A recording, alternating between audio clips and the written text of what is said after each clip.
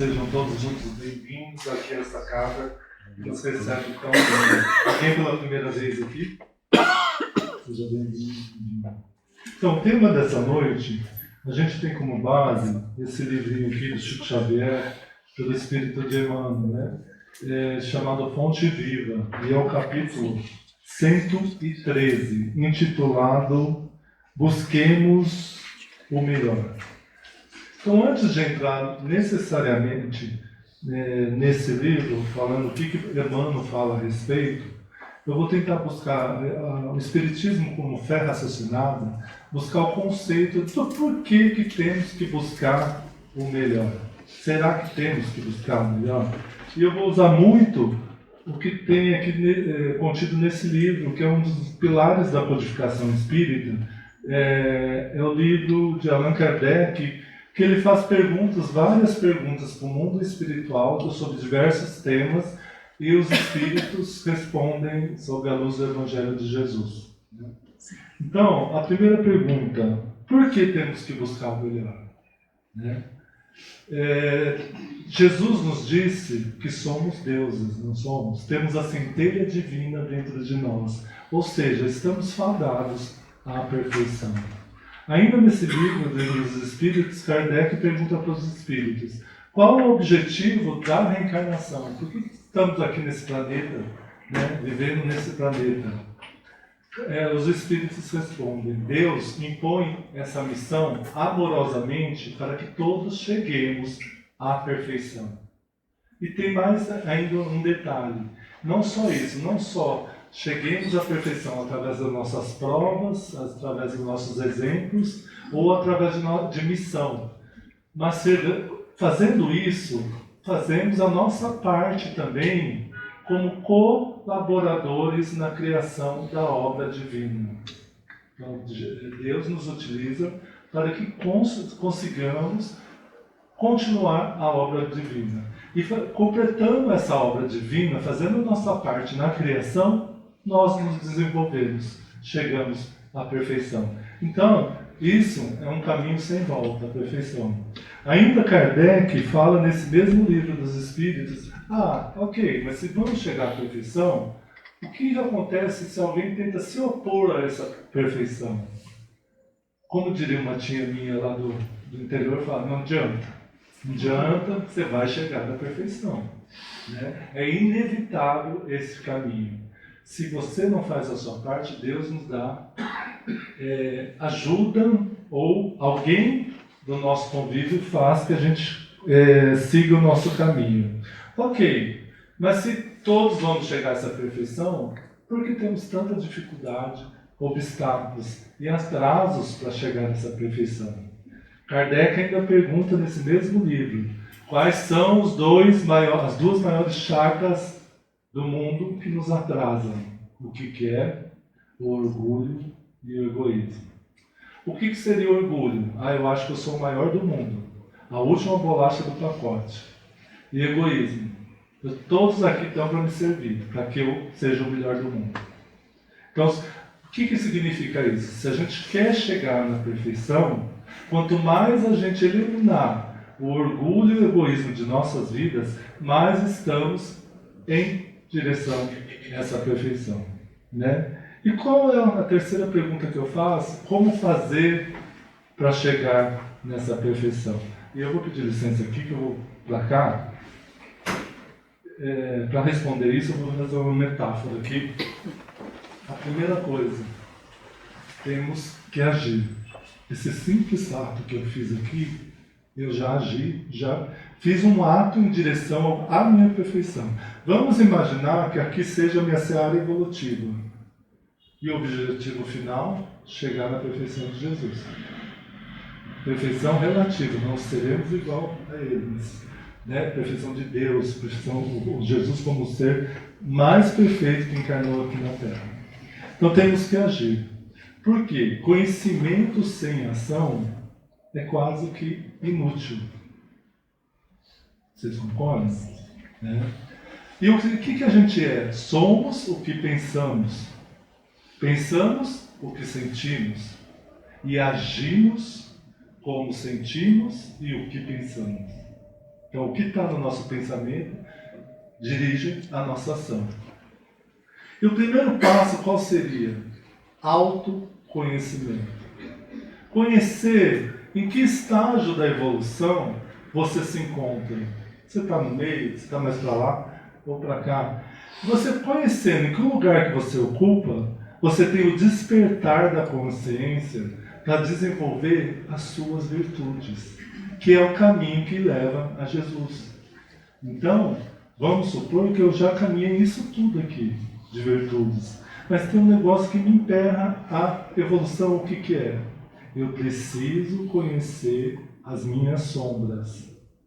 O que me emperra a minha evolução? Todo mundo, se fizer um exercício, sabe o que tem que melhorar. Quanto mais eu conheço as minhas sombras, mais eu vou caminhando na minha jornada evolutiva. E isso não é do dia para a noite. É um processo lento, dia a dia. Algumas vezes, damos um passo. Às vezes, a gente tem a sensação que volta dois. Mas se a gente vê no todo, olha, eu vou falar uma coisa para vocês. O bom disso tudo, o que é? Olha o tanto que a gente já caminhou. A gente não está no começo da estrada. Então, eu convido a todos que façam esse exercício de despertar a sua consciência para a evolução. É um caminho que não tem volta. Você conhecendo suas sombras e sabendo o que você já caminhou, isso vai ajudar na sua jornada evolutiva. Então seria essa a primeira parte aqui da palestra, do conceito. Agora vou entrar propriamente dito na palestra. Vamos começar agora. Então, como eu falei, a gente está levando como base esse livro aqui, Fonte Viva, né? Psicografado por Chico Xavier, de Emmanuel. E logo no começo do capítulo, né, todo o capítulo desse livro tem uma citação evangélica.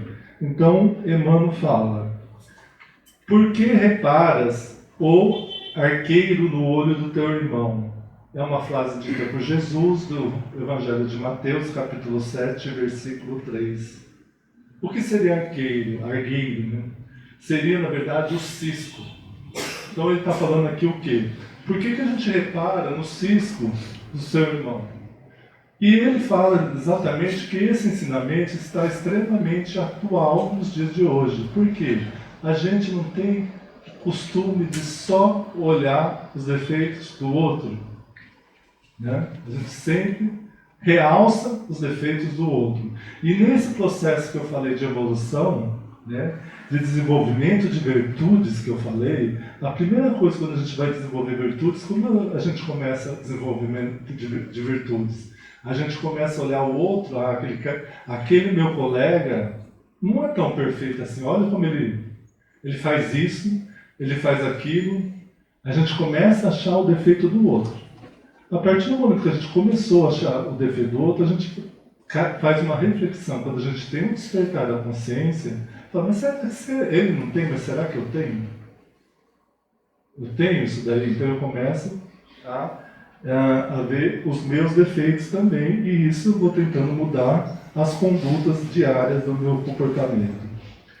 E Emmanuel fala também que, apesar desse outro, do nosso colega ter defeitos, né, muitas das vezes ele tem o pé sangrando. O que significa isso? A gente não vê a estrada evolutiva que o outro perseguiu. Eu falo, os canos que ele teve que enterrar para estar onde ele está hoje, né? As dores que ele teve que suportar, o sofrimento que ele passou.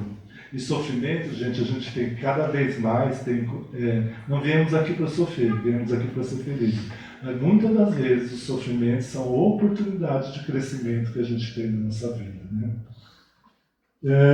Então, a gente tem que ver isso daí, não só julgar, mas ver o que o outro passou, né? E ele fala também que a gente habitue na visão do melhor. Por que a gente não muda o foco? Em vez de realçar o defeito do outro, a gente começar a realçar as qualidades. E a gente fazendo isso é um exercício para a gente fazer com a gente também. Em vez de realçarmos os nossos defeitos, nos culparmos sempre, a gente realçar o que a gente tem de bom. Como eu falei para vocês, eu tenho certeza que todos aqui não estão no começo do caminho. Já estamos aqui uma quinta-feira à noite vendo uma palestra espírita buscando o ensinamento de Jesus, para se tornar pessoas melhores. Ou seja, com certeza não estamos no começo do caminho, né? Ele continua, Emmanuel,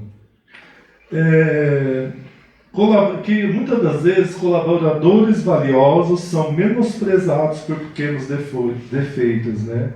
Para a gente ter a oportunidade, para a gente ter do nosso lado esse trabalhador na seara do bem, para que com o nosso preconceito, com o nosso julgamento, a gente não perca aquele colega, aquele trabalhador na seara do bem. Que ele faça parte do nosso conjunto de colaboradores do bem. E a gente, como trabalhador de casa espírita, isso tem que ser muito ressaltado, né? A gente ressaltar cada vez mais quem trabalha na seara do bem, né? E outra coisa, apesar de ele ter defeito, através do trabalho, ele pode progredir. O trabalho é uma necessidade, né? Através do trabalho, a gente progride, leva à perfeição.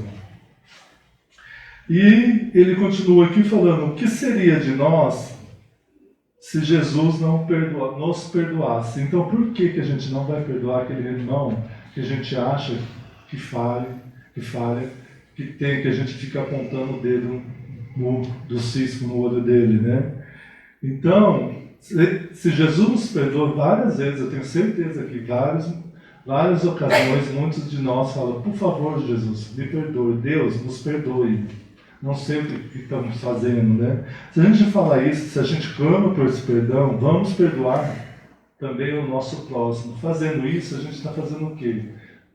Agindo de acordo com o ensinamento de Jesus. Amar a Deus sobre todas as coisas e ao próximo como a si mesmo, né?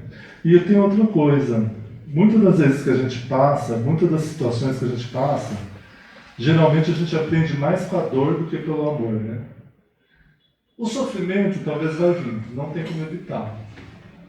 Mas se a gente está levando um fardo maior do que aquele sofrimento tem a te dar de oportunidade de crescer, ou seja, você está levando uma coisa que você não perdoou, você está carregando um peso maior que você não precisava carregar com aquele sofrimento.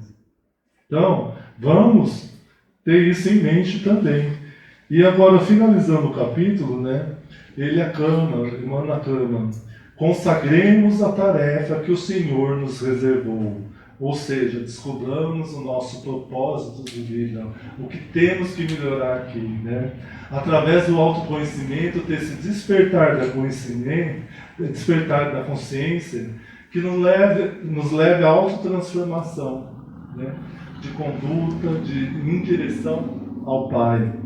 E se estivermos fazendo isso, aquele no olho do vizinho, que a gente tanto se incomodava, vai passar despercebido, né? E ele continua, a trava que nos obscurece o olhar, ou seja, aquela sombra que não deixa a gente progredir, vai ser iluminada. Como que a gente elimina a sombra? Através da luz. Então, vamos fazer isso. E fazendo isso, né, vamos em busca do nosso equilíbrio, da nossa harmonia, da nossa paz, né? Através da nossa transformação moral, reforma íntima, em direção à nossa evolução espiritual, né? Seria isso que eu queria falar para vocês. Eu vou terminar com eu não desliguei o celular de propósito, com uma oração dita por um palestrante espírita de um padre católico que viveu na época de Princesa Isabel, né? Então começa seria como se fosse uma releitura, né, do Pai Nosso. Pai nosso que estais nos céus, na luz dos sóis que brilham nos infinitos, Pai amoroso e bom, de todos seres aflitos que gemem, que choram, que se debatem, que se estertoram neste mundo de dores e de escarcéus. Santificado, Senhor, seja o teu nome sublime, que em todo o universo exprime ternura, concórdia, misericórdia, exprime amor. Venha ao nosso coração o teu reino de bondade, o teu reino de paz, o teu reino de caridade. Na estrada augusta que nos leva à perfeição, cumpra-se o teu mandamento, Senhor. Mandamento que não vacila, mandamento que não erra, seja nas engrenagens dos céus ou nas lutas da terra, onde ainda deparamos tanta mágoa, tanta amargura, tanta casca, tanta violência. Livra-nos, Senhor, de todo o mal, mas dá-nos hoje o pão em nosso caminho. Permite que ele seja amassado com o trigo do amor nas mãos de carinho dos nossos amigos espirituais.